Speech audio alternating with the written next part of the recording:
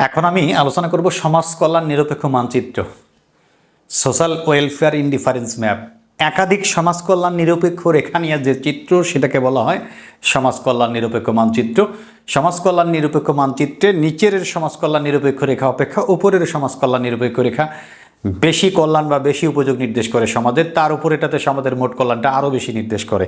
অর্থাৎ আমরা যদি দেখি একাধিক সমাজ কল্যাণ নিরপেক্ষ রেখা নিয়ে যে চিত্র, সেটাকে বলা হয় সমাজ কল্যাণ নিরপেক্ষ মানচিত্র। নিচের রেখার তুলনায় উপরের রেখা বেশি সমাজ কল্যাণ নির্দেশ করে। ইয়েস, কাজেই সমাজের মানুষের লক্ষ্য থাকে কিভাবে সম্পদ পুনর্বন্টনের মাধ্যমে বা কোনো নীতি বাস্তবায়নের দ্বারা কিভাবে আমরা উপরের সমাজ কল্যাণ নিরপেক্ষ রেখায় যেতে পারি। সবসময় সমাজের মানুষের একটা ট্রেন্ড থাকে যে কিভাবে উপরের কল্যাণ রেখায় যাওয়া যায়। ভূমি অক্ষে মনে করো এ ব্যক্তির উপযোগ ইউএ, লম্ব অক্ষে বি ব্যক্তির উপযোগ ইউবি, উপযোগ বা কল্যাণ একই অর্থে ব্যবহৃত হয়।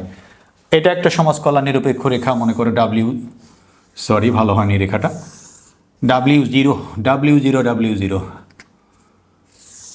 এটা W1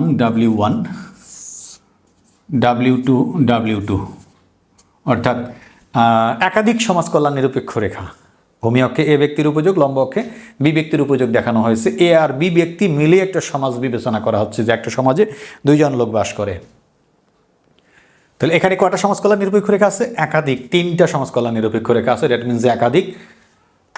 এটাতে মোট কল্যাণ মনে করো 60, এটাতে মোট কল্যাণ মনে করো 70, এটাতে মোট কল্যাণ মনে করো 80। সকল বিন্দুতে একই 60 সকল বিন্দুতে। এটাতে মনে করো সকল বিন্দুতে মোট কল্যাণ 70, এটাতে মনে করো সকল বিন্দুতে মোট কল্যাণ 80 বা 90।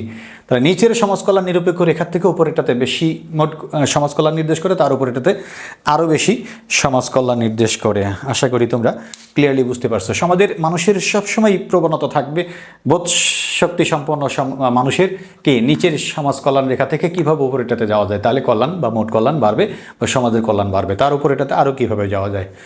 একেবারেই সাধারণ একটা টপিক, তবে ইম্পর্টেন্ট, ভালো করে পড়বেন।